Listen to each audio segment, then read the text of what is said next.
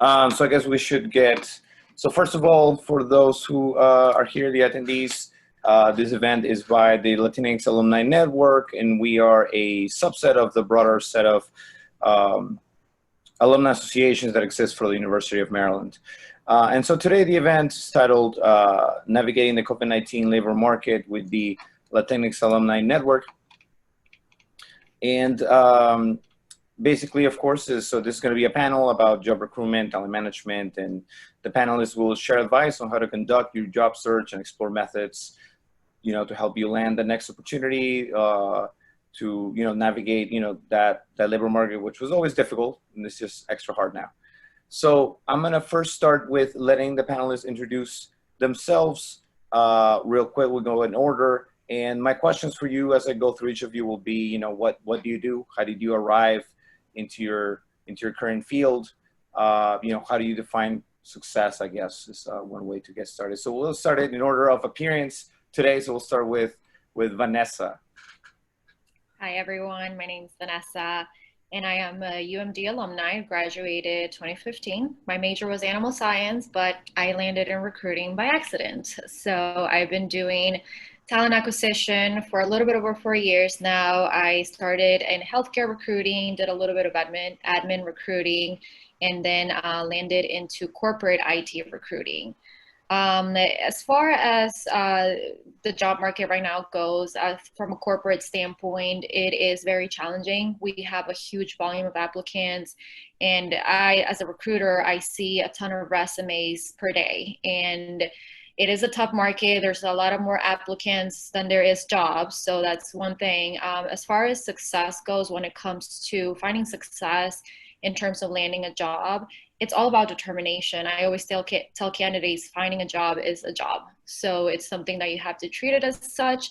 And just perseverance and just determination is going to land you that opportunity. And you're going to get rejected. That's the sad truth. You're going to get rejected a couple of times, but the way that I see it is taking that and adding to reflecting on why wasn't I rejected? How can I better myself after this interview that I was rejected? And then you will become better within time. So I'm here to help anyone that needs advice when it comes to job searching. And yeah, I'm career coaching, resume writing, all of that good stuff. So. Okay, thank you, Vanessa. And Vanessa is a UMD alum. So for those in the attendees, she is direct, alumni connection to you. So the next one is Jimmy. So I'm going to let Jimmy introduce himself. And again, is, what do you do? How do you arrive into your current field? And how do you define success? Excellent. Hi, everyone. I'm Jimmy. I'm in Boston. I currently work for Robert Half staffing agency. What do I do? I'm a senior staffing manager for them. I lied. As of yesterday, I'm assistant vice president for them, handling their office team division, which is we handle all like their customer service, human resources, administrative support, any office role minus accounting and finance. How did I arrive here? I started about 3.5 years ago. I guess I was recruited into recruiting by an old manager of mine. But I went to school for mechanical engineering, so it's a very different route where I am right now. What do I define as? What does success mean to me? If I'm gonna go broad. Success means success is being basically doing something you enjoy, and not necessarily every day something you're very good at, but something you enjoy doing. I know it sounds weird, like why does that mean success? But to me, it's just you're successful if you wake up every day and you're enjoying life. It's a little, yeah, that's my little introduction. Thanks. Yeah, I like the definition. Okay, so then next we move with Esther. And again, I'll let you, I think you've heard the questions twice already, but what do you do? How do you arrive to your current position? And how do you define success? Yeah, well, thank you for having me. I'm really excited to be here. I work at Boston University. I am an assistant director of career education there. I also work as a career coach, working with women of color. And what I do in my role at Boston University, I mainly do one-on-one appointments with students and alumni. That's how I met Walter. And I do workshops and everything that ranges from resumes and cover letters to mock interviews to salary negotiation to simply helping people with the career decision making process, which I do a lot of in my career coaching business. I mainly focus on career decision making and identifying your values and skills to do the job or fall into the career that you really want for yourself. How I got there, I went to school at Loyola University Chicago. I studied political science with a minor in sociology, and I sort of fell into higher ed by teaching high school equivalency courses at a community college and doing career services at a community college when I moved to Boston. And so that's what led me here. How I define success, that's a really great question. I think I define success as reaching the little milestones for yourself, those step by step. I think a lot of times I fall into this trap too of focusing so much on like the overall big picture, but I think success is also defined by those baby steps that you achieve, that you make. So that's how I would define it. Cool. Well, thank you so much. And again, thank you to the three of you for joining us today and sharing, all of your knowledge with us. So how it's going to go down the remaining of this event, we have some questions prepared for the panelists. We'll let them talk about that and share about what they know on their experiences, and then we'll open it up for those attendees to for any questions. So please write your questions in the chat, those of you who are attending the event, and we will pass those on in the later portion to the panelists. So the first question, and we're going to start first. This first one will be for Jimmy, and then we'll let Vanessa and Esther jump in, and then we have questions for each of you as well. Don't worry. So first question is, how has recruitment changed during the COVID-19 public health emergency? What challenges are coming across right now during the hiring process? This one is for Jimmy first, and then jump in. Of course. It's an excellent question. So first and foremost, these are definitely unprecedented times. No one in our history has ever been through something like this before. So when we look at it that way, everything has changed, but somewhat some has still stayed the same. I'll talk strictly from the staffing agency realm of things, both from the client side and from a candidate standpoint, applicants. So how has recruitment has changed? So everything is virtually now. We're on this call right now, online. Everything is virtual. So the days of going into an office and doing an in-person interview, it's pretty much over at this time. So you have to get technology savvy real quick. So from an applicant standpoint, I think it's a great thing. You have access to a lot more information online. Companies are posting a lot more about their culture from certain job descriptions we're receiving. You just have a lot more access than before from an interview prep point of view, if you want to look at it that way. So before we had an in-person interview, you could just go on LinkedIn or whatever, go on a company website. Now we're seeing that companies are providing a lot more, not only in their job descriptions that they send over, but also they want to include a piece that people that we can relay like what their office culture is like, because you can't really just go on an in-person interview and get an idea for yourself. So that's definitely something that's really has changed. And Vanessa alluded to it earlier, is now it's no longer a candidate market. Before COVID, it was definitely a candidate market. What I mean by that is there were a lot more jobs available than there were people to fill those positions. Now is the complete opposite, especially on the administrative office, your typical office support role in every industry really, but specifically the industry that was really impacted by the pandemic. So some of the challenges in the hiring process is, again, what Vanessa said earlier, from a client or recruiter point, or HR hiring manager. Now you have one role. You went from having one role and almost zero candidates. Now you have, 5, 10, even a million, not a million, but like 50, 100, depending on the position that you're filling, of resumes that you're now seeing for that one position that you now have. So from hiring manager standpoint, now you have a lot more options, which means a lot more sometimes headaches, if you want to look about it that way. The search of the perfect candidate, which we don't like using, now clients, the perspective has, is shift a little bit. Now they feel like with more people available, they can really take their time to find that ideal perfect candidate, which I say doesn't exist, but that's neither here or there. We can dive into that later on. Which means from an applicant standpoint, now your resume is being compared to, I don't know, 40 different other ones. So how do you stand out, right? How do you stand out, especially as a new grad that we're seeing now, a 2020 grad, May 20 grad? How do you stand out from just having really no actual work experience and you're just now entering the job market? So those are some of the challenges that are coming across right now. And I know we have some more from the questions that I know will be asked later on in terms of what has changed, but on the surface, it's really, it's now a client market, which basically means a lot more people for less positions.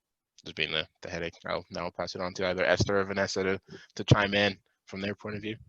Yeah, and I would say it's industry specific. I am in the IT industry, and because everything is literally, the IT business is booming right now. So that's something that has also changed as far as I feel like I see. I can't only speak for IT jobs, but right now I'm currently overwhelmed with jobs because we're implementing different virtual tools for our employees, or we're doing stuff that requires technology. So it is industry specific, but I will say also what has changed is the interview process as well, kind of talking about what Jimmy said. So it's kind of hard for you to gauge what the company culture is like. Eventually we're all gonna go back to work on site, hopefully. And it's something that you can't really determine just from speaking to just one hiring manager. You want to be able, and you can also request to speak to other team members, people that you will be working with. And that's something that I highly recommend, because you're going to be collaborating with these people on a day-to-day basis. So it's important to establish that rapport before you start working, and also just get to know your coworkers. So I will recommend doing that. Another thing too is now that everything's virtual, there's a ton of resources that you can use to find jobs. I recently just had a virtual career fair, and it was actually very successful. So it makes things easier when it comes to hiring, but then again, it also can overwhelm a hiring manager. So you got to figure out how there's millions of candidates out there. What makes me different? How am I going to stand out? So that's something that you have to figure out, how to sell yourself. An interview is all about selling yourself. Yeah, I'll add to this, but more from, I guess, the candidate perspective of what I've been seeing with, mainly with students. And one of the things is the shift that both Jimmy and Vanessa were talking about to everything being online. And I've noticed a lot more appointments on video interviewing, like mock video interviewing, and also pre-recorded videos. That's becoming popular. I got an email today about that one. Oh, how should I do that? So like Jimmy, I think that's a great point to really work on being as tech savvy as you can. And then also we'll talk about interviews a little bit more, but being aware of those changing landscapes, even from not only the video recordings, but even doing things like a video cover letter and things like that. You all can let me know if that's, that's more of your field, if that's increasing. Yeah, no, and feel free to expand on whatever you feel, don't don't hold yourselves back. If you think, oh, we're going to talk about that in 10 minutes, like if you feel that the point could be made, then like it's fine, because a lot of these questions that we're going to ask that are coming are interrelated. It's very difficult to parse them out, so just feel free. So I guess this next one actually is for Esther. So what are some traditional and non-traditional job search approaches, especially as they apply to now, which of course has already started to be touched upon, but if you could expand on that.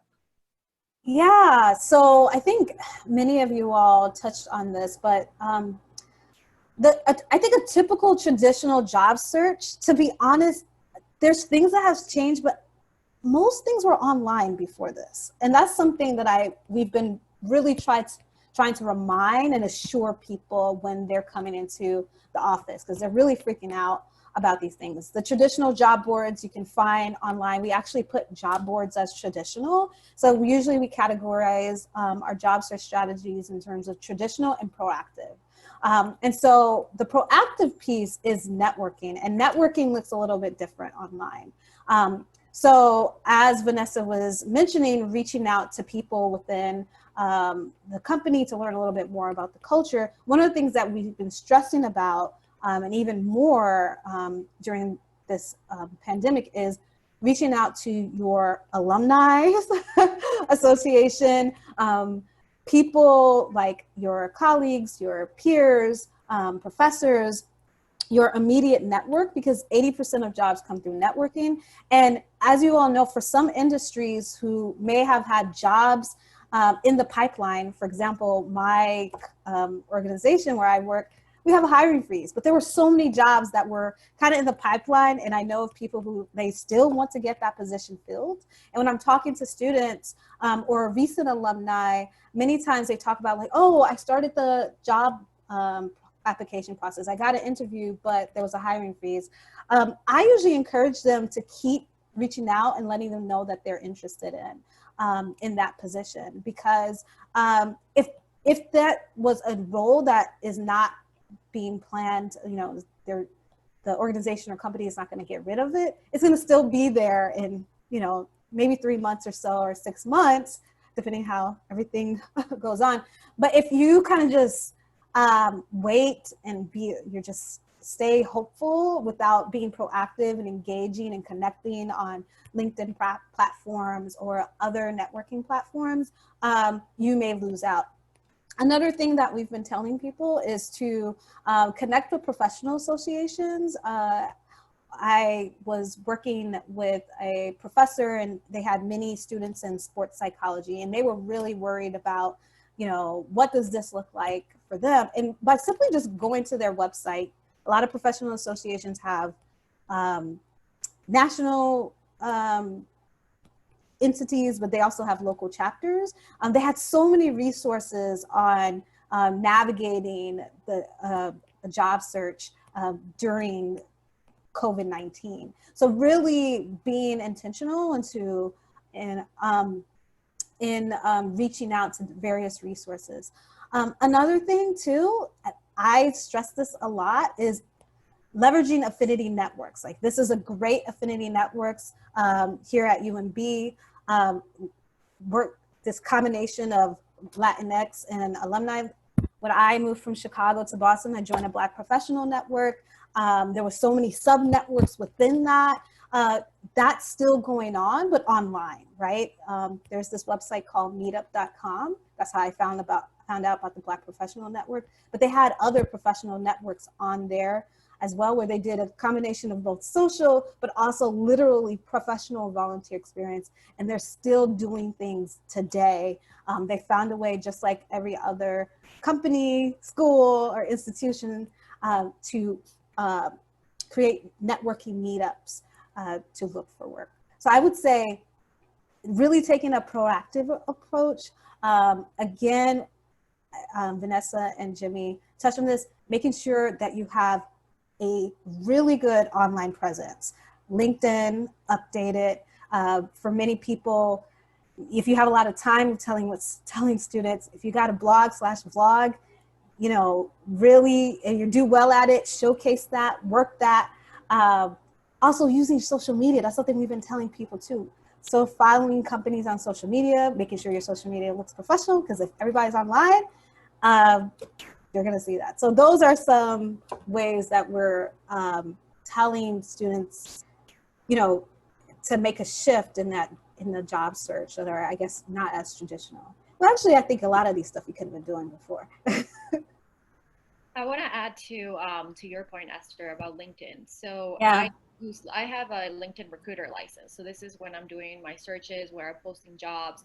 And LinkedIn is such a powerful tool. And I highly recommend that if you don't have a LinkedIn, you make one and make your profile attractive.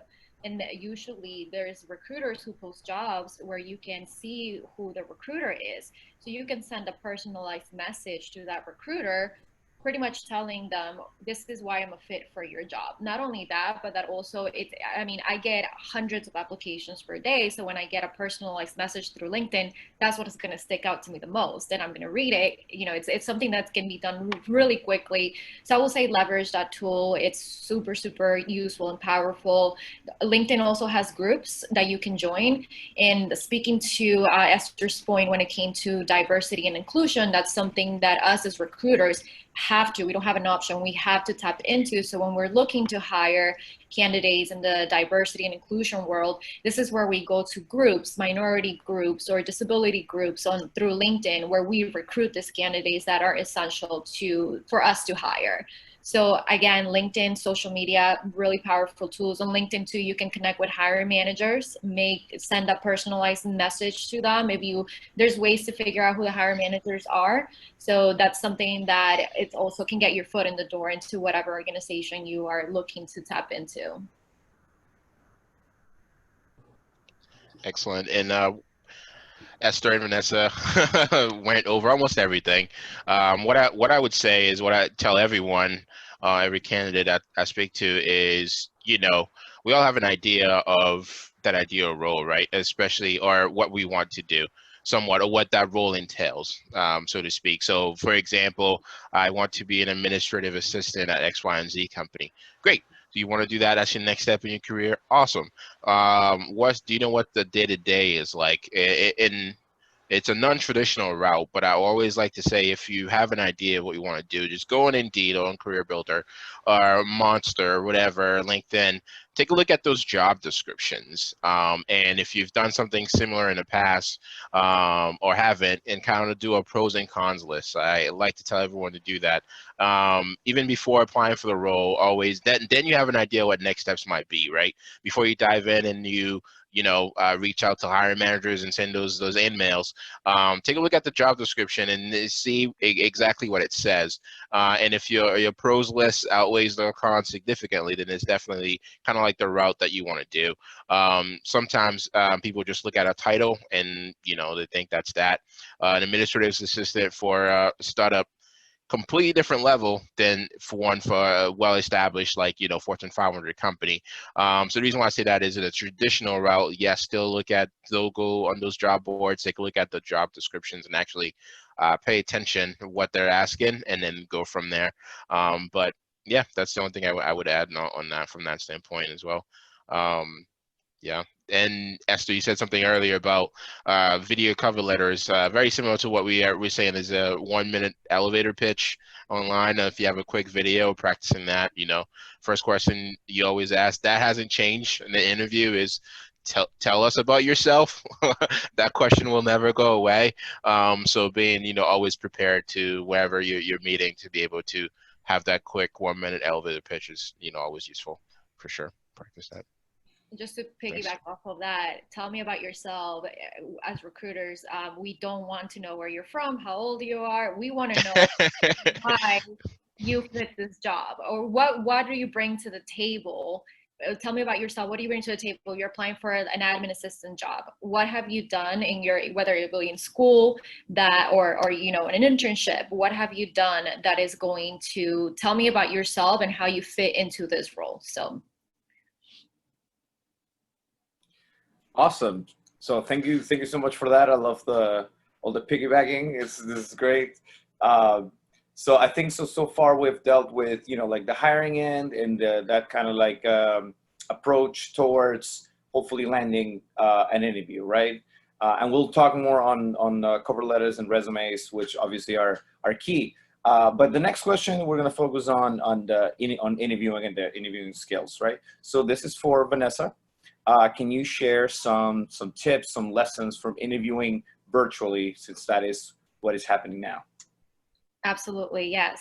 So treat a virtual interview like you would an in-person interview. I mean, dress up with a suit and tie, or you want to be able to sell yourself as well. It's different because we tend to get comfortable when it comes to virtual interviews because it's easier. All we do is just find a spot in your home and you just sit down. And honestly, I mean, from my perspective, when it comes to, we're all nervous when it comes to interviewing, right? But it's a little easier. It's a little easier because you are at home, you're, comfortable, but treat it like a regular interview. And you want to be able to prepare yourself when it comes to, you're going to get measured on two things when it comes to interviewing. You're going to be measuring your soft skills, number one, and also your in my case, because I'm an IT recruiter, technical skills or experience, like for other industries, you're gonna get asked questions regarding that. So you want to be able to prepare for questions, like a lot of behavioral questions. A lot of candidates get really, really nervous when it comes to answering behavioral questions. And for you guys can Google this, but there is what we call the STAR method of interviewing, which structures how to answer these questions. And basically what that is you take STAR is situation, task, action, and result. So that's something that you want to follow that process when answering those questions, because in reality, it's more of a psychological question to see how you're going to perform under stress.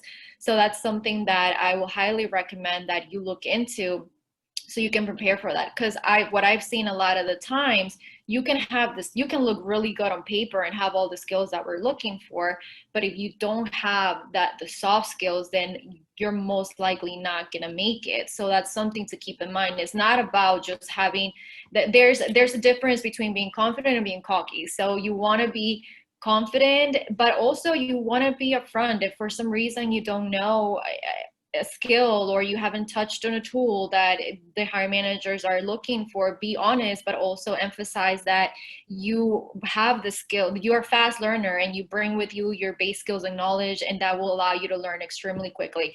Never ever lie. That's just not good at all. It's just not good. And yeah, I mean, just again, treat it like a normal interview, follow up, asking what the next steps are. A lot of people tend to forget to ask that question. So that gives you an idea of what to expect.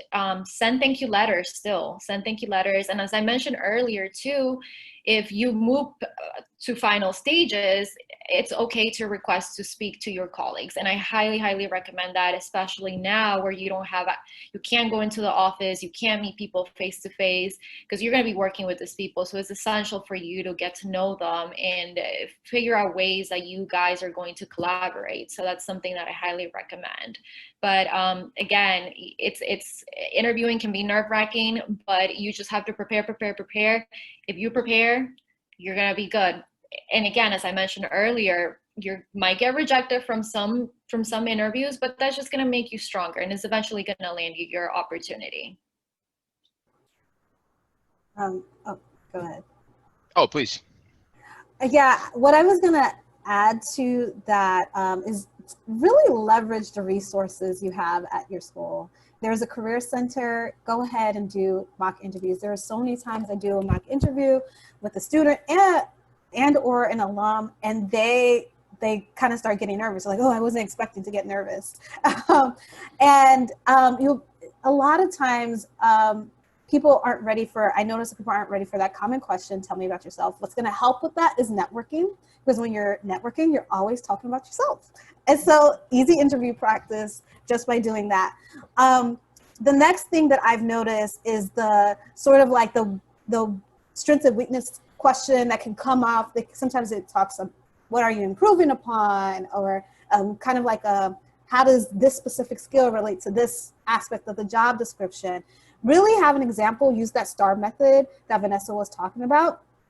An example in which you showcase your skills as well as showcase your results. And I would say for the question based on like improvement or your weakness, I have seen people just literally list so many things they have issues with, or they just basically say they're perfect and they got to work on that.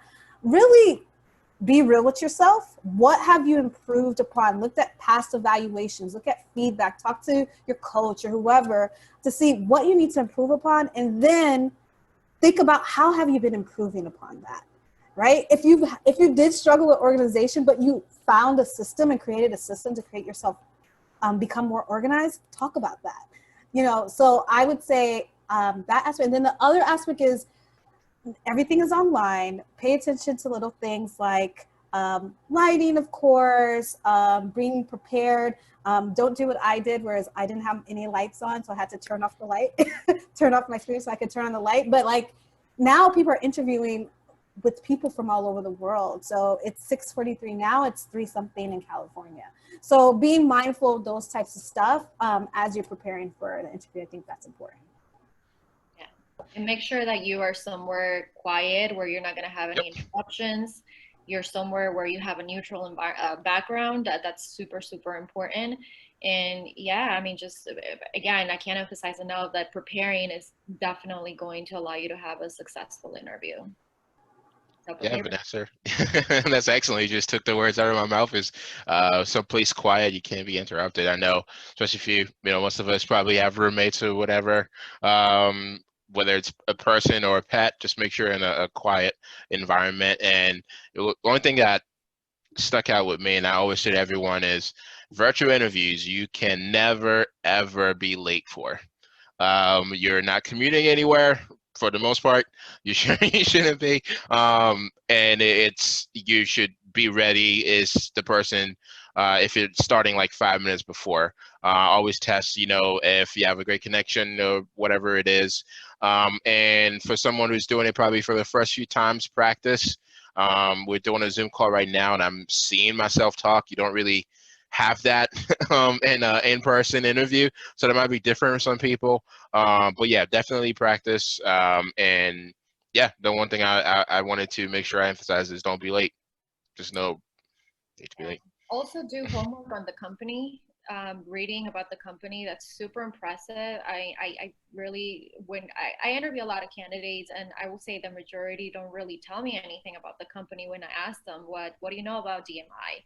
They really are not able to tell me. So the ones who do tell me, I'm like, oh my God, wow, this person actually went and Googled our company and got information. And it's also very important to relate to the company's mission statement, because that's what you want to relate to. And that's something that you want to also sell yourself on. And it's very important, especially for us. I can only speak for myself, but on a corporate level, we want to find people that are going to align with our mission statements and our values.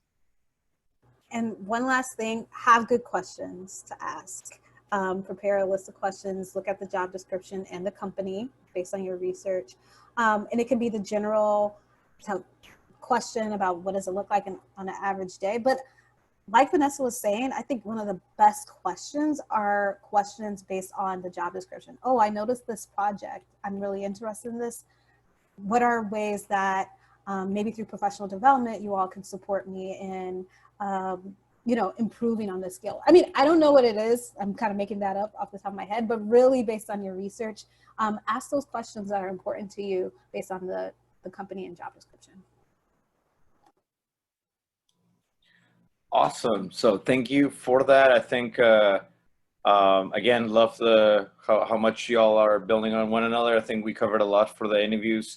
Just a reminder for those who are in attendance that if you have any questions, please just write them in the chat and we'll read them all out and the panelists will answer once we're done with the portion of the prepared questions, which is nearing the end. So yeah, feel free to ask anything you may want. Again, all of these are talent management and recruitment professionals. So as you can tell, they will be very helpful.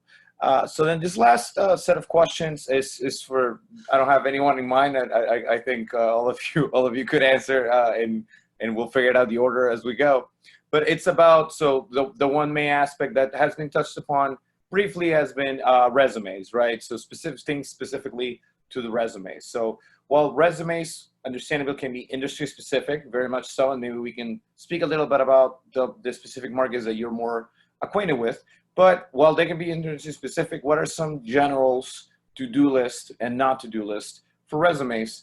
And related to that, what are some tips perhaps for resume gaps, right? Because we're in a time that maybe you got furloughed and it was really not of your fault, or maybe, you know, you were laid off for some reason. So how do we play into that when it comes to resumes? And this just open floor, just anyone who feels that they could answer this. So I can go first. So when it comes to resumes, I mean, I can speak for the corporate environment. As I mentioned earlier, I get a million resumes per day. So I have to constantly go through all these resumes. So for me, what's going to stand out for me, if you're looking at an entry-level job, right, you want to list your education all the way at the top. If you have experience, then you want to list your education at the bottom, because if we're looking for an experienced hire, we're going to focus on the experience. I mean, in the IT industry, degrees don't really matter. It's just about experience. But when we're recruiting for entry-level roles, we want to see, okay, this person graduated just recently, they're a recent grad, okay, adding any internship experience. Writing a summary as soon as on the top of your resume, and you can have multiple versions of your resume and you can tailor them. And this is something that I highly recommend. You can tailor them to whatever job you apply to, specific to that job. So if it's for like a entry-level marketing coordinator, write if you are marketing, write what you're doing, what you have done in an internship in a small paragraph, like an elevator pitch that speaks to that, because that is what's gonna get my attention as a recruiter first. As far as the length of resumes, 1 to 2 pages should be enough. You don't need to have more pages than that, because we're going through resumes and we don't really have time to read a 4-page resume. So it's important to capture all that information. You want to sell yourself on the first page, pretty much. And it's important to capture all the information if you've done internships in just 1 to 2 pages. So as far as that goes, I mean, when it comes to IT, for me as a IT recruiter, I look at the tools, the skills, and that's something that will of course be at the top of the page. So that's as far as resume writing, that's some of the tips that I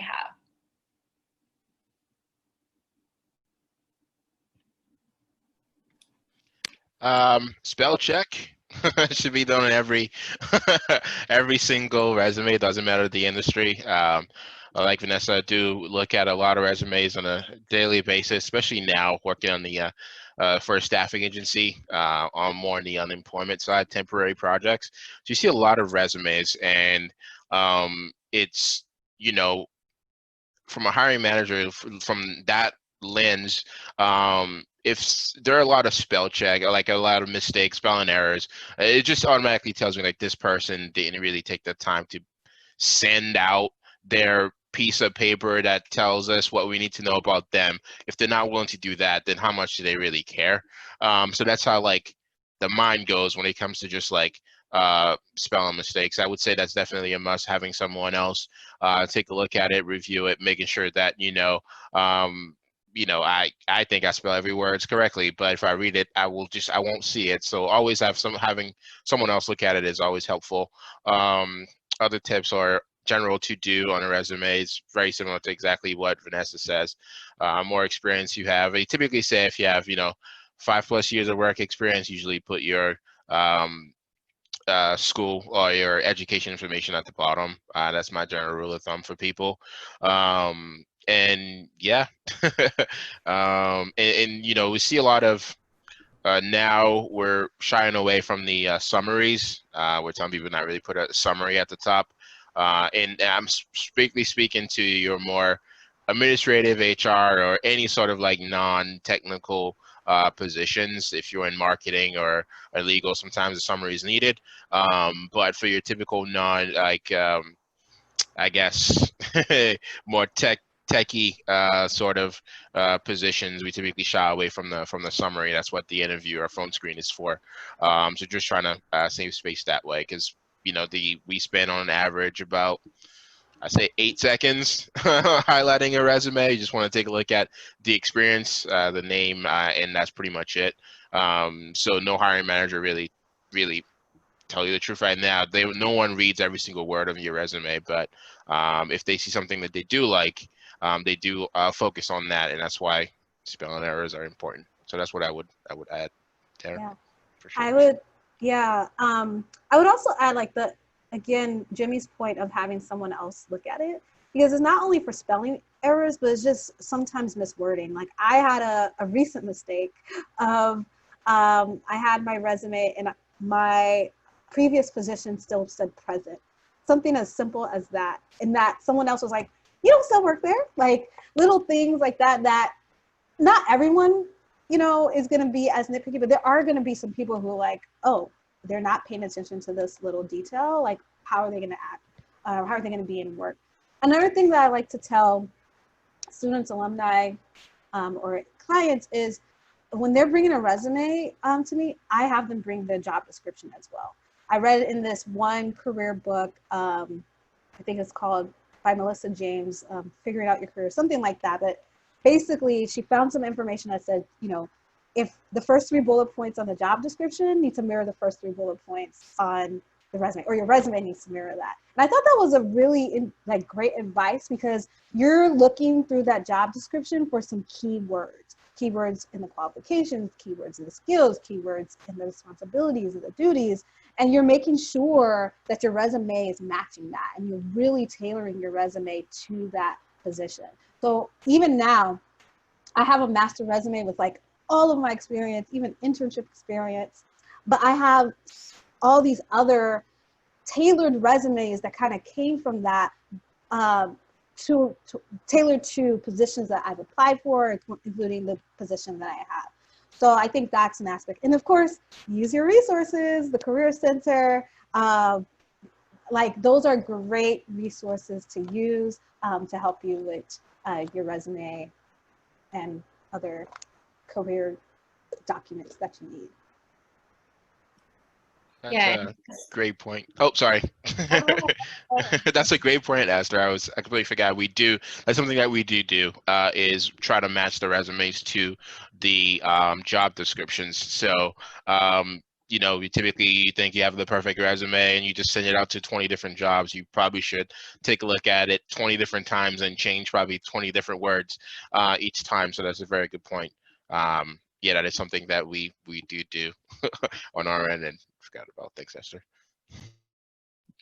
Yeah, and also when it comes to writing, structuring your resumes, whether you've done internships or you had jobs in the past, I typically like to see the name of the company, the title underneath, and then the length that you were at that company, so the month and the year. Because sometimes I get resumes, and this is another thing too, that hiring managers are really picky when it comes to people who are job hoppers. And sometimes they're not. Sometimes people are doing contract work, and that doesn't mean that they're a job hopper, but they immediately judge the resumes just by looking, oh, this person was here from November 2019 until January 2020, they're job hoppers. So if you have done a contract job, you want to make sure that you put in parentheses that it was a contract, emphasize that it was a contract job. And just also spell check, like Jimmy said, that's one huge aspect, especially if you are in communications. You know, that's going to be a big no-no if you're in that industry of communications. When it comes to cover letters, I think I can just speak to that. I see that there's a cover letter question on one of the attendees asked. It is up to you whether you want to do a cover letter or not. I mean, I personally, because I look at so many resumes all day, I just jump to the resume itself.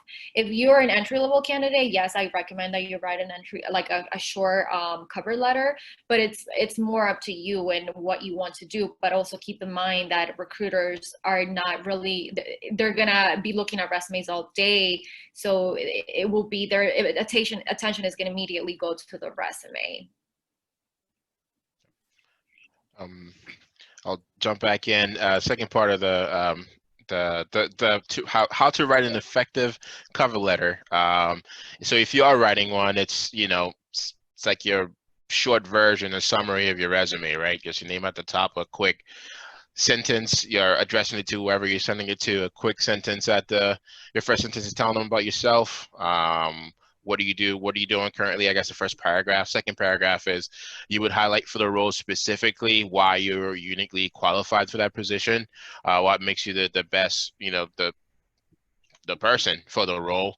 And again, keep like 3 or 4 or 5 sentences. I would keep it, short. And then at the end is you're looking forward to like next steps or meeting in person or whatever. That's how I would conclude the cover letter piece.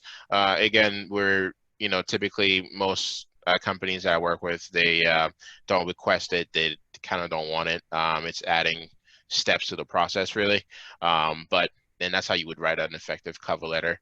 One of the things that I wanted to add is the second part of the question from before was, how what are like some tips for applicants with resume gaps, right? Especially at a time like this, if you've been laid off or furloughed since March, what do you do? How do you stand out now? Because a lot of people, unfortunately, are in the same situation, and they're all going to be looking at the same time as you are, and as we said before, probably applying to the same positions.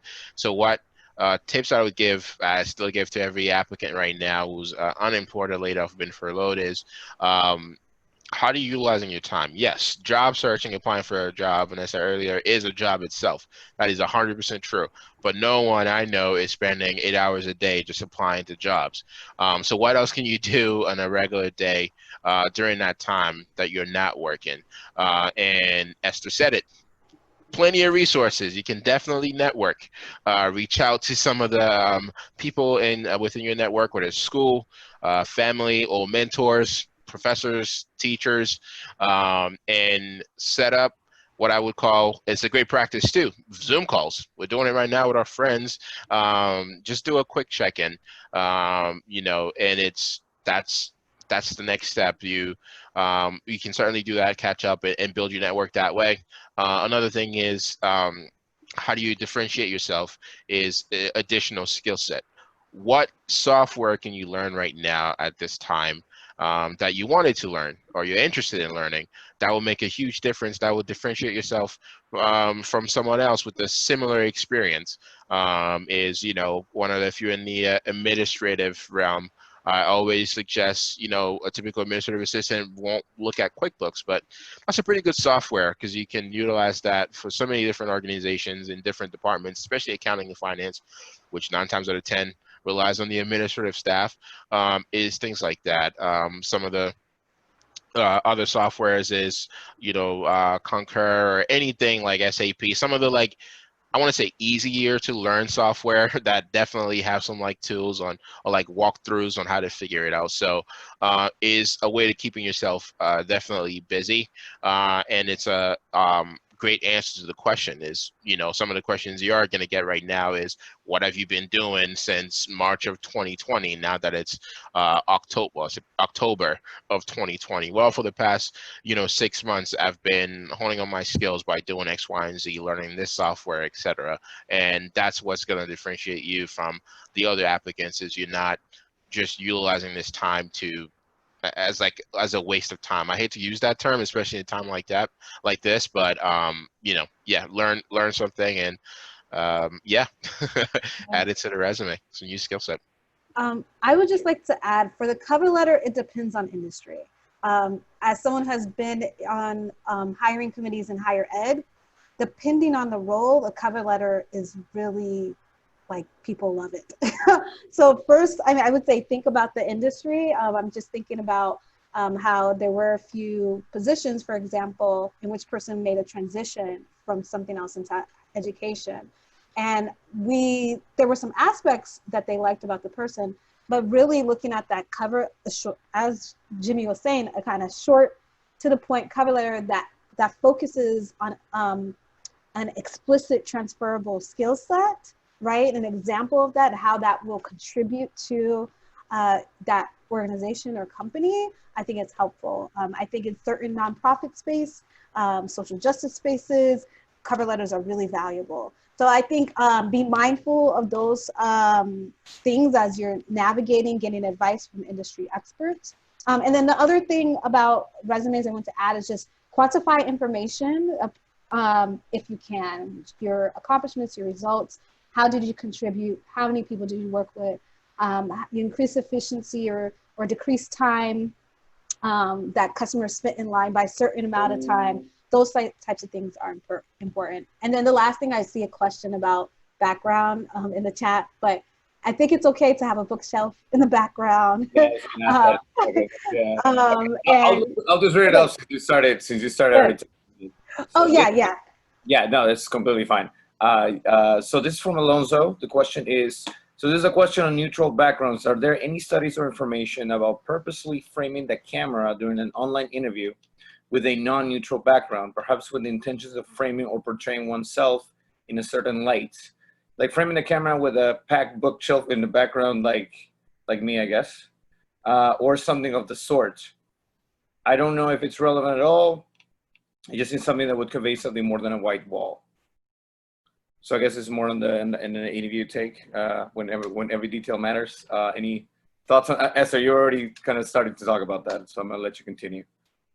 Yeah, I would say it's totally okay as long as it's something that's not too distracting. I think that's what we meant by a neutral background. Shelves, a painting that isn't too distracting or whatever it may be. I think that's totally fine. I don't know if you all want to add any specifics. Yeah, I agree. I mean, you want to minimize any background distractions. I mean, you know, hiring managers, if there's a cat sleeping in the back, they're really like, oh, a cat sleeping in the background.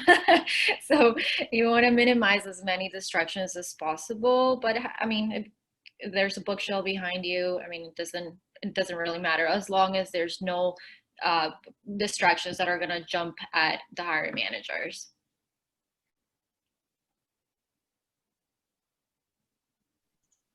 I'll go not the opposite, but yes, minimize distraction for sure is the number one reason why you would see usually a white wall, a one painting or two, like I have right now. And number two is for me, I'm a very visual person. It just keeps me focused. So I myself, when I'm talking or doing a video call, I'm not really distracted. I can focus on what I need to focus. So it goes both ways, not only focus, but I myself can stay focused there. So that's why I have my background. Okay, so I guess we are now full on the open questions. We've been for a couple minutes now. It was a smooth transition. So then we have another question by Oscar Quispe. It says, what about those of us changing industry? How do you tailor your resume and cover letter when your experience may not match exactly? And that's something I empathize with very much so. Actually, Esther helped me as I was switching industries. And yeah, it's not something easy to do. So I'll let, I know anyone wants to answer that about like switching, switching industries. I feel like in this case, this is when a cover letter will come useful and handy, because that will allow you the opportunity to explain why. I mean, there's interchangeable skills in many different industries, so maybe your skills are interchangeable into the new industry that you're trying to branch into. And that's something that I would recommend that you put on the cover letter, explaining why you want to make a move to that particular industry and what interests you about that industry. For example, if you're going from marketing to IT, why would you want to do that? Are you interested in learning about new tools, new technologies, or have you been taking classes that have exposed you to these tools and technology? So this is when I think a cover letter will come in very handy.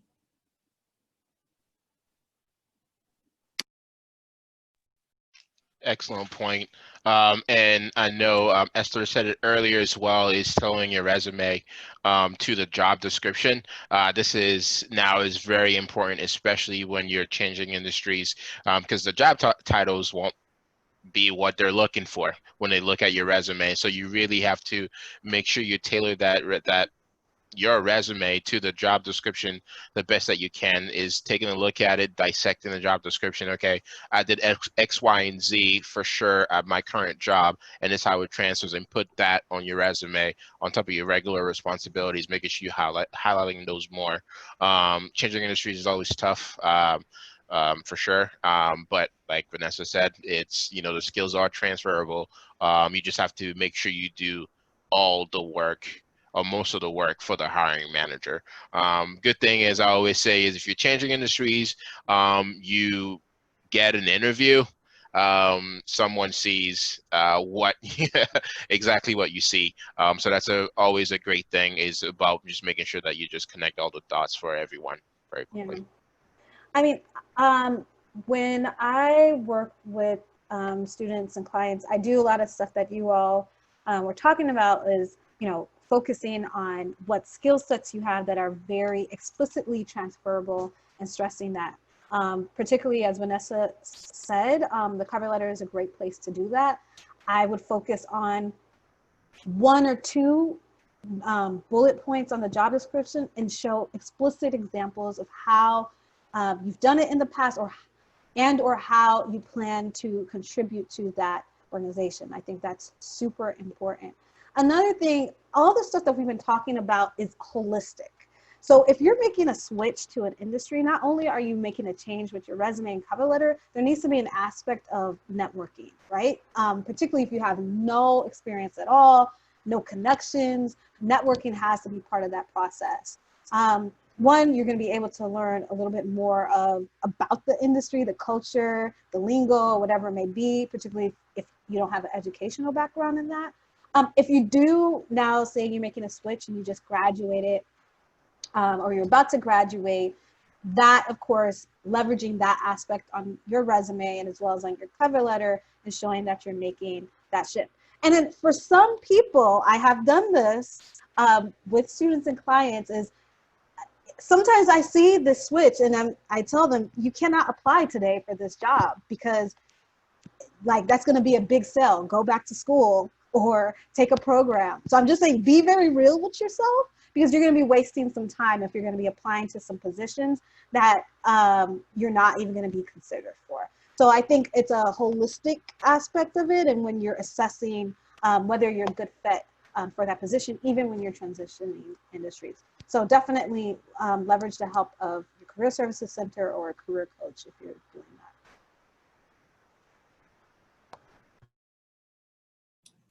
Okay, all right. So are there any more questions from the attendees? I'm gonna give them a second to see if anyone wants to ask anybody anything else. Natalie, I don't know if you had anything in your mind. Yeah, so I'll go ahead and share some questions, and any one of you all can answer. Esther, I did hear you mention that you said that you have one master resume, and then you have different tailored resumes. So for those who are on our panel or on the chat today, can you a little bit describe like what your master list consists of and what's different than your tailored resume? So my master resume literally consists of every professional experience I have. Even the old, is for me personally, so a lot of them that's like 10 or 12, 15 years ago, I don't necessarily use, but it's for me to have. I have my volunteer experience in there. I have certain accomplishments. I have some of my research projects. I have a master's in poli-sci. So all that information is there. And so basically what I do when I'm applying for a position, I pull from that. So for example, right now I'm pretty much in the career services field, but I have a lot of youth development experience. So I love side hustles. I'm always looking for something. And I recently applied for and currently interviewing for a position to be a social justice facilitator with youth for high school students. I worked with high school students at Johns Hopkins a few years ago in the summer. This is 5 years ago. These are stuff that I just included into that resume. I mean, it's not the first thing on my resume, but really showed the direct correlation between, hey, I taught social justice in Baltimore in 2015 and 2016. I could teach social justice part-time for this opportunity. So I think that really giving you an idea of all the things that you've done, it helps you, one, remember, oh yeah, I do have some experience. Let me leverage that. Let me connect with a few people. And also it's a way, I think, especially with working with women of color, is a bragging sheet for yourself. You know, wow, look at all the things that I've done. Wow, look at this all these experiences and these skill sets that I've gained. Okay, sure, I haven't done that in a few years. How can I brush upon that if I want to make that pivot again? So yeah, so my master resume literally has all my volunteer experiences, internships that I had from undergrad still, and current things that I'm doing now. Yeah, I have a resume too. I call it my foundation resume, which is pretty much, I mean, a recruiter reviewing resumes, and full life cycle talent acquisition. So your general duties as a recruiter. So what I do is when I'm looking for jobs, I take that template that I already have.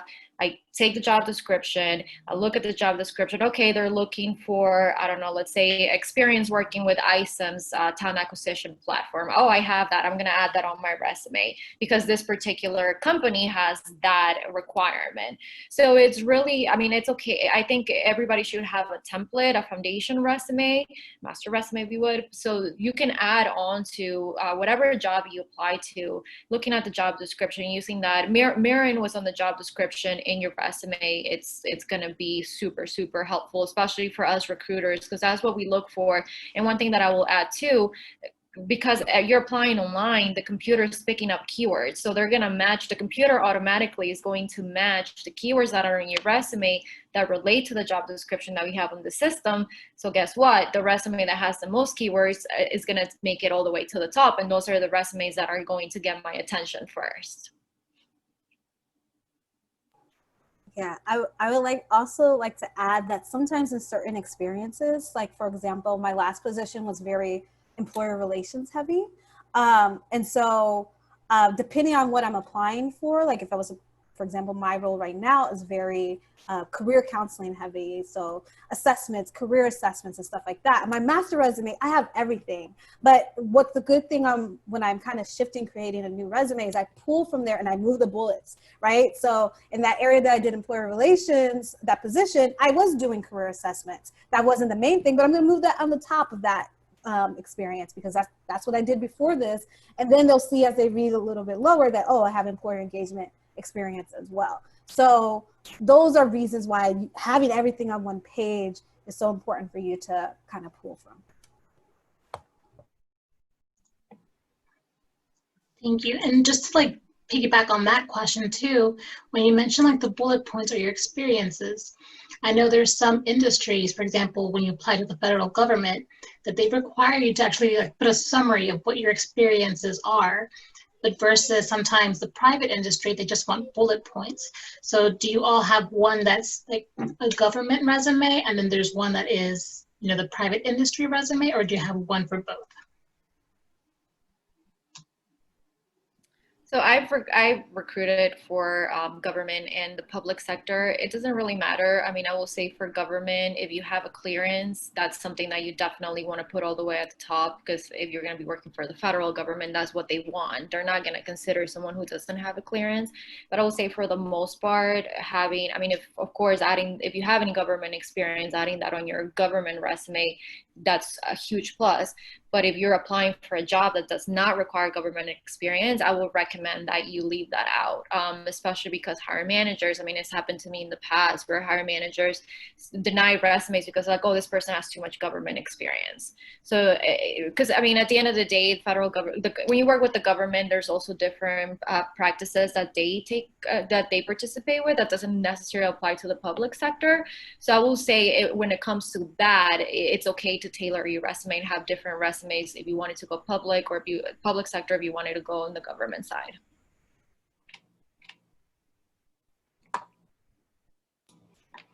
Cool. We have some more questions from the attendees. This one is again from Oscar. It says, since COVID has limited the internship opportunities for students, how should candidates address this issue in an interview when recruiters see your resume? Which, yeah, is that more or less clear? I think I get the question is, you know, you're a student now and there aren't any not a lot of internship opportunities at this time. How should candidates address this issue when, you know, they're talking to a recruiter or a hiring manager? Everyone, we we know this. Everyone in the world knows what's going on right now.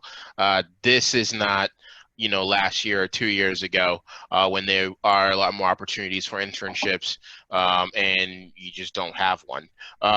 So it goes back to answering the furloughed, laid off question. It's, we're not expecting you to have an internship. It's okay if you don't have one. We get it. Now, a lot of opportunities, organizations did layoffs and furloughs for a reason, unfortunately. So we're not expecting those internship opportunities to be available. So how to answer is what you've been doing during that time. What have you learned? Another question, especially if you're, undergrad going into the real world, what your passion may be. That would be a great segue into your passion and how you took the time to learn something new, studied something or volunteer, whatever it is, during I guess the past 6 months, if we're looking at COVID times. So it's again, unfortunate situation. Everyone recognizes that. No. If a recruiter or hiring manager is, telling you, or you're getting a vibe that, you don't have an internship, you didn't have one this past summer, this past 6 months, and to me, that would be more of a red flag than anything. So I would just really focus on the things that you have been doing at this time to hone your skills.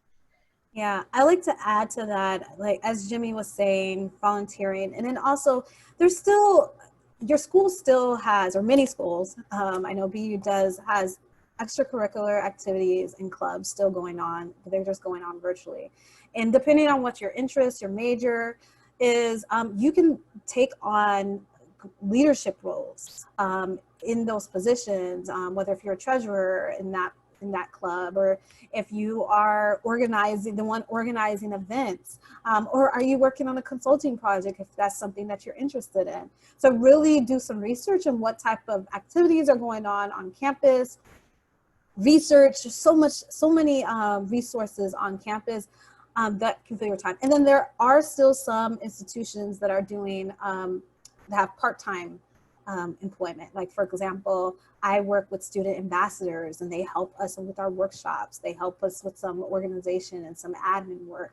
So really finding what you could do to kind of keep your resume robust, because it may, as you all know, may take a little bit longer than you expected to get the internship that you wanted. So those are ways to fill your resume.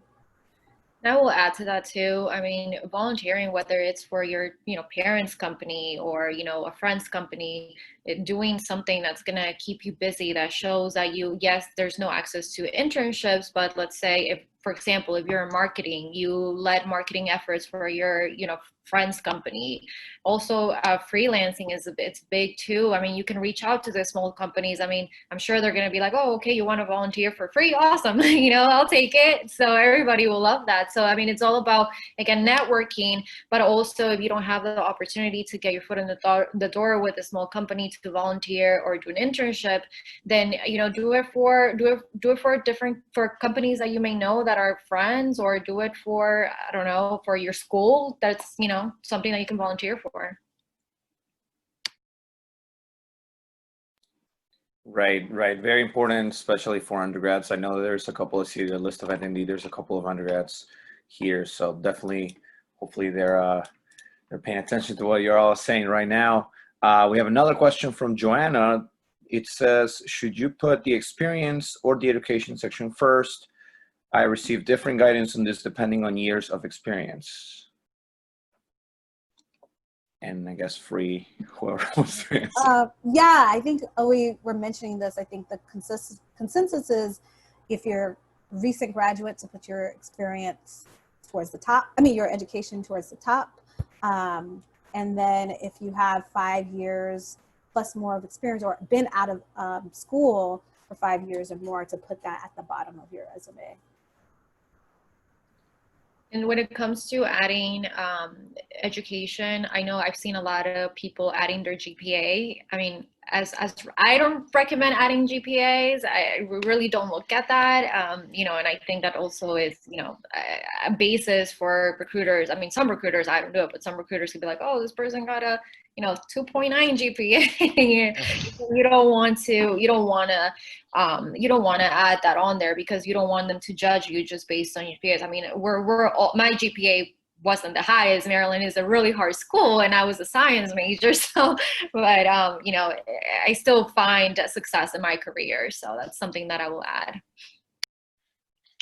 Yeah, I would just say exactly what Esther and Vanessa said. Is usually in our world, the staffing industry, recruiting 5 years or more out of school, you would put education at the bottom, and 5 years or more, I would remove your high school as well. I think most of the time we still see resumes of people with the whole list of education, master's degree, college, and high school. Yeah, we don't really focus on the high school portion anymore. Again, it's just the 5 year, that 5 year mark. For some reason, it's like the general rule of thumb. Yeah, I actually, at BU, we tell students by like sophomore year to take off high school, particularly if they had extracurricular activities and volunteer experience. Cool. Well, we still have some time, so I'll let attendees ask more questions if they would like.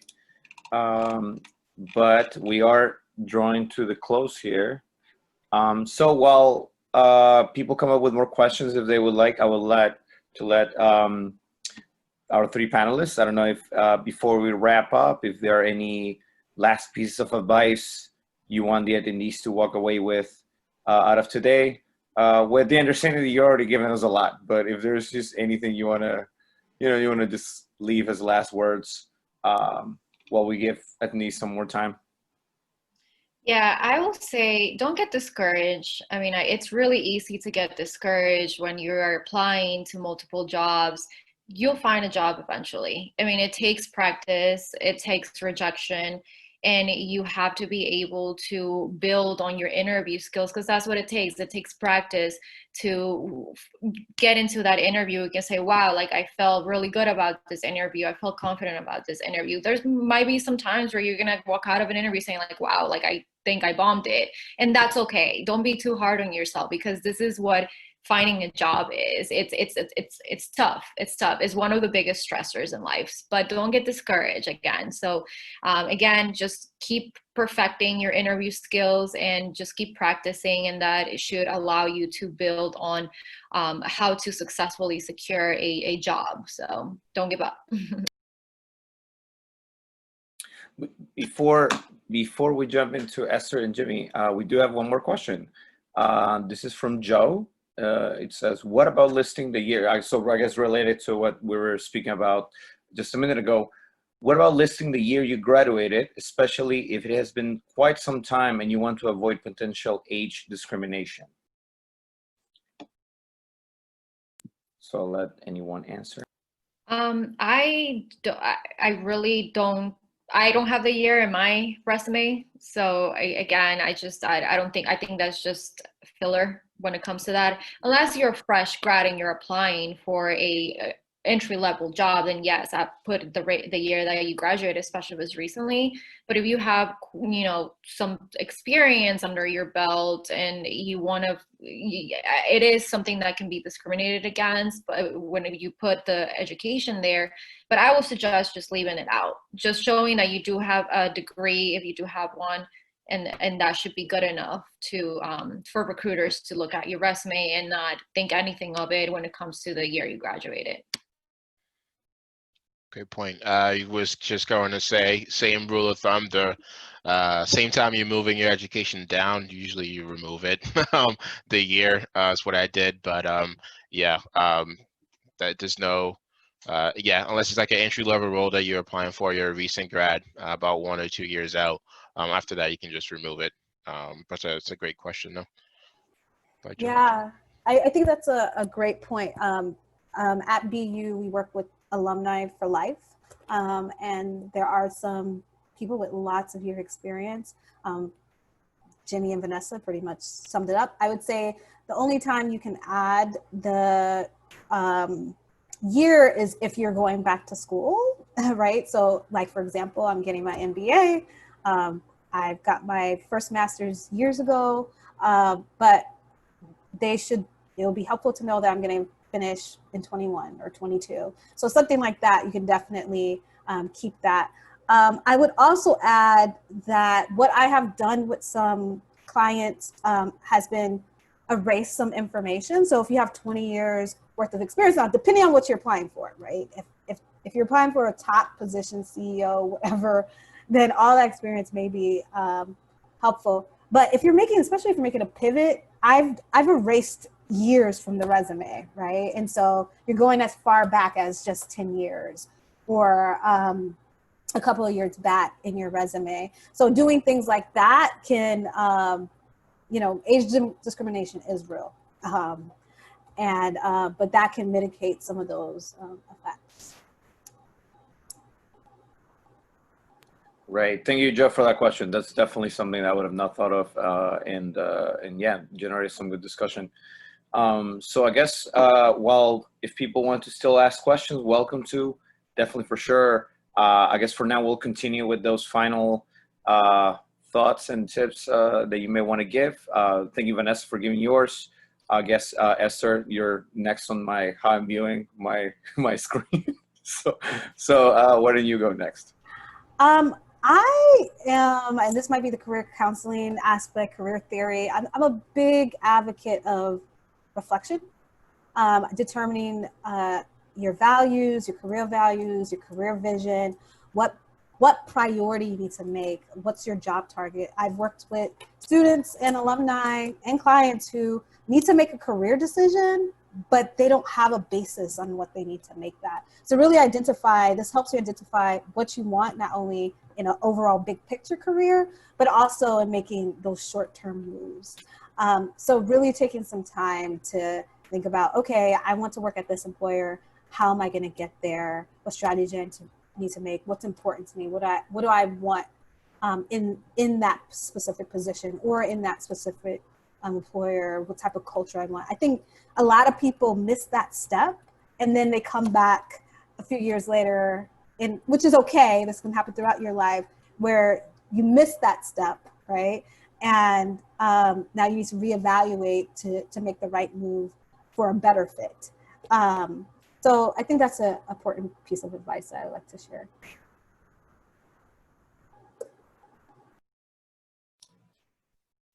Cool. That's And then awesome. now, Jimmy.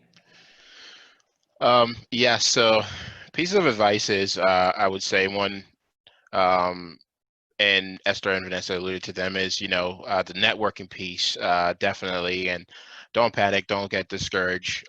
For sure, this is, looking for a job is a job. We've said that a few times on this call, and job requires you to do some work. So I always say, just, make sure that you're prepared. Whether it's for an interview or just a networking event, make sure that you're prepared. And it's, Walter knows this, I'm big on, I guess, movie quotes or whatever.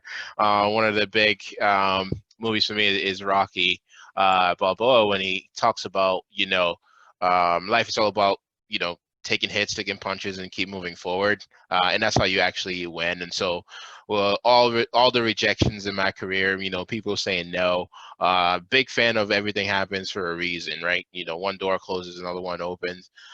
So don't get discouraged. Exactly what Vanessa said. It's, you asked earlier, nothing sweeter than getting that job, than getting a yes, and it's actually the job that you really, really wanted, rather than the one you thought about, you really thought you wanted like 2 weeks before when they said no.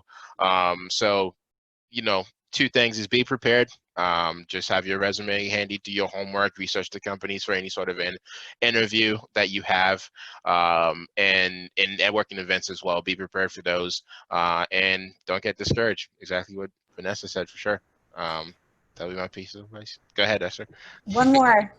We didn't touch on this, but you could still negotiate your salary during COVID-19. It might be different, but Yeah. we're a big advocate for that, especially as people of color, where there is a huge salary gap and a lot of inequity. I just want to say that people forget that you can still do that. Great reminder. My contact information should be available to everyone. Our 2021 salary guides just came out to Robert Half. I negotiated my salary during. Awesome, Karen. Good job. Just came out as well for all the divisions. So Robert Half, I mentioned for people who weren't there earlier, we're a staffing agency. We have multiple divisions. We're global, so we do anything from legal, accounting, finance, technology, marketing, creative, management resources, you name it. There's a division for it, consultant. So our salary guides come out yearly, and we do partner with the Department of Labor, and we share our placements in different geographical locations. So if anyone is looking for salary information or what's going on in a particular market, don't hesitate to reach out. I can get that information over to you. And yes, Esther is 100% correct. Even though there have been some layoffs, salary hasn't really changed. Actually, it's the opposite, is trending upwards. And a couple of reasons why is, people are being asked to handle a little bit more now due to the times, but yeah, just because it's, there aren't that many jobs out there, it's not really impacting salaries from what we're seeing, for sure. Thank you, Esther. Yes. No, go ahead, Vanessa. Go ahead. While we're here, this is me networking. So I have an entry-level marketing coordinator position at my company right now. So if you guys know anyone who graduated with marketing, recent grad, I'd love to talk to them. And I can share my contact info if you guys know of anyone. Okay, awesome. I'm also going to do a shameless plug. Please follow me at Esther the Career Coach. I also have a podcast. I started season 2 this week. So it was on Does Letting Go Mean Failure? So I talk about, of course, the resumes, but I also talk about some of those mindful practices you can do while all this stuff is going on. So Esther the Career Coach, you can follow me on Instagram. And feel free to connect with me on LinkedIn. Yeah, no, for sure. So thank you so much. I was going to ask towards the end, I'm glad it just came organically from you guys. We will send an email to those who registered and those who are here today. We will include your emails so that they can reach out if they would like. I'll just vouch. All of them are really great resources. More personally, Jimmy and Esther have both helped me get jobs. They're great people. And then Vanessa has been nothing but a great resource since we contacted her, and she was so willing to help us out on this because she was an alum, of course, of our great institution, Go Terps. So if I want to say that's all I really had ready for today. I don't know, Natalie, you wanna add anything before we close? Some extra questions in there we could throw in. Let's see. For any introverts that are on the call, what would you suggest now that we are in quarantine and there's no like face-to-face interaction networking? What would you recommend them? Like, what tips for them to do to be able to network? I can answer this one first. I am an introvert, actually. I'm very introverted. What I would say is practice with family. We can't really travel. A lot of people can travel at this time, so a lot of video calls with friends and family. That's a great practice. What else you could do is definitely go out for walks, clear the mind that way. But yeah, as an introvert, I think it's definitely as unprecedented difficult times right now. Yes, we love being inside, but we've never been inside for this long. So it's great to always, find one thing that you enjoy doing. For me, that's reading. So I've read a lot of books in the past, was it 5 months, 6 months since I've been inside, and still keeping, it's great to not talk to people sometimes, but still keeping the line of communication open, and having just like small conversations professionally and sometimes non-professionally.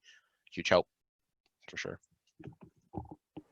I think that's a great question. One of the things that we do are personality assessments with students and alumni. And that's a question that comes up. How do you network? How do you interact? And this was pre-COVID as well. I would say give yourself small goals. You know, that's why I define success more of like those baby steps that you achieved, right? For some people, for the extrovert, it could be being on Zoom all day and then going to 3 networking events on Zoom that are like 2 hours each a week. For an introvert, that might be too overwhelming. That is overwhelming. So pace yourself, right? But you still need to create a goal for yourself. Okay, I need to start networking. A part of it is challenging yourself. Writing a resume doesn't have anything to do with introversion or extroversion. You're challenging yourself. So once a month or once every 2 weeks, depending on how soon you want to achieve that goal, your goal or getting that job, smaller, more intimate type of networking events where there's going to be 1 or 2 people versus going to a big like now there's more career fairs, but I think now the career fairs there's ways that you can be in more like group type settings.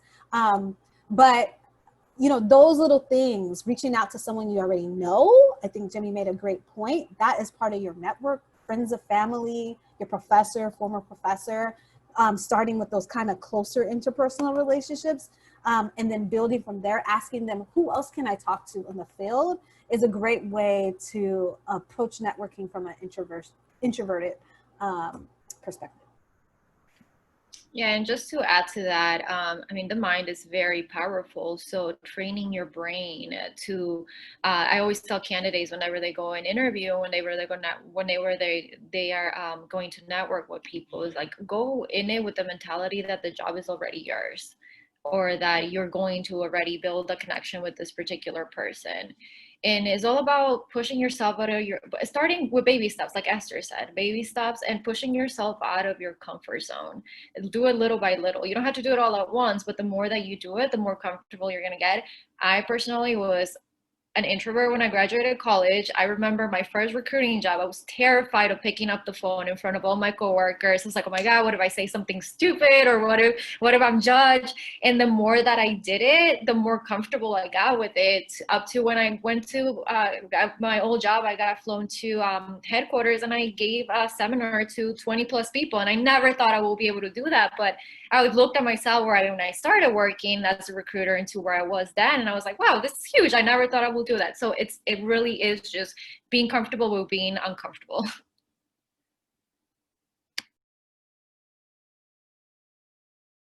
We have a question from Karen.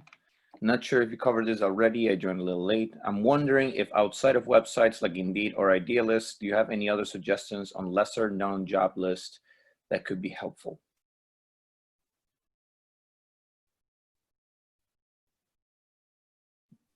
I will say Indeed is, I mean, all the job boards are great tools, but I encourage you to apply directly through the website, especially if you have a company in mind. Go through the website because that's what's going to populate your resume into our applicant tracking system. And that's going to take precedence as opposed to us getting resumes through Monster or Indeed. So that's one thing that I will recommend, just going directly through the site.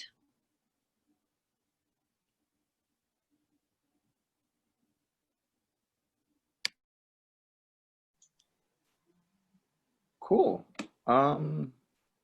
Yeah, I want to say that's the last question. Yeah, that is the last question. All right, cool. Well, so we still have some time, but if I have no more questions prepared. I think you guys covered way more than I even hoped we would even touch upon. So this has been really, really great.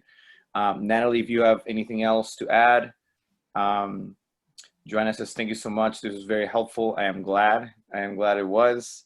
Yes. I'm sure that everyone has found it super, super helpful. And I hope that, you know, they get in touch with you if they feel the need.